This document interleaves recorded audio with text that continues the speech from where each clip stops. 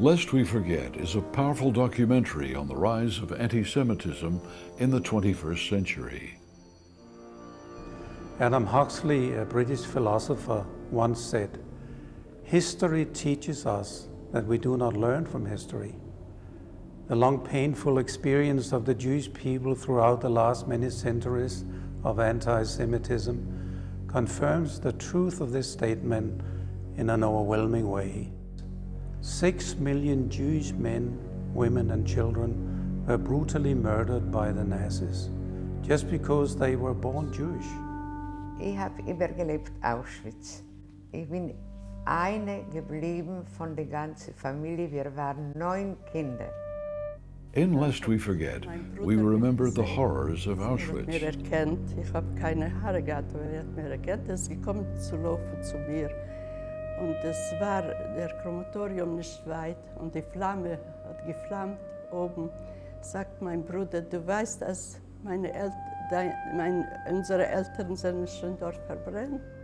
Klaus Barbie, he rounded the whole family up, 58 members, including my grandmother, and they were on the last but one train to Auschwitz, where they all died. Most of the family by gassing. My father was shot. So soon after, the world seems to have forgotten what happened here. Today, the evil force of anti-Semitism is once again growing rapidly, spreading its deadly fire throughout many parts of the world, manifesting itself in a new wave of international terrorism against Jewish lives and properties.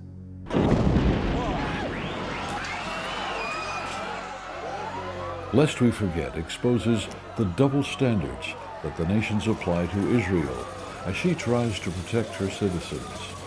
We hear the stories of victims of Palestinian terrorism. 5 of my family members got killed in the Jerusalem Sbarro bombing. They were just brutally murdered for eating a pizza on a nice sunny Israeli day. فاليهود هم اليهود هؤلاء هم الذين يجب أن يذبحوا ويجب أن يقتلوا. My son was killed, a Palestinian, with the bus going inside and explode, and was 17, was dead. And my son was with the dead. هنيئا لمن ادخر طلقة واحدة ليضعها في رأس يهودي. My son, he have a bullet on his head. My daughter is dead. In the car there was my son, my daughter with his 2 little children and his husband. They only go home and they kill him because they are a Jew. This culture of hate which is spewing out now from the Arab Muslim world. And of course, the United Nations bodies have remained silent on this hatred. It's been a concern for a long time that the EU is funding the Palestinian Authority, knowing that some of this money is being used to foment terrorism. The anti-Israeli policy is a government policy. It is decided at the level of the European Union. It is integrated into the political structure, the media structure of the European Union. It's anti-Semitism. Anti-Semitism, like a kind of virus, has changed and become anti-Israelism. But it's the same thing. It's a hatred of the Jew. فهذا هو شأن اليهود.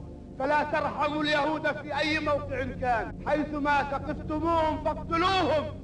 أينما تكونون فاقتلوا أولئك اليهود. They want to kill all the Jews. لليهود انتظروا مقبرتكم. The way I see it is that in the end they will try to define and put into operation a final solution of the Middle East problem.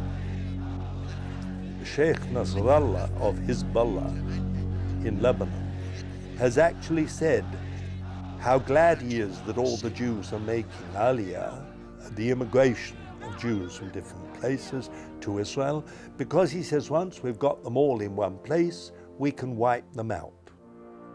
The following is written at the entrance of one of the barracks in the death camp of Auschwitz. The one who does not remember history is bound to live through it again.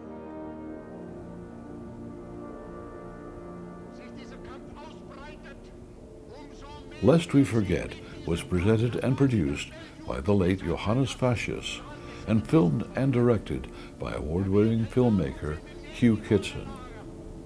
It was made at the height of the Palestinian Intifada nearly 2 decades ago.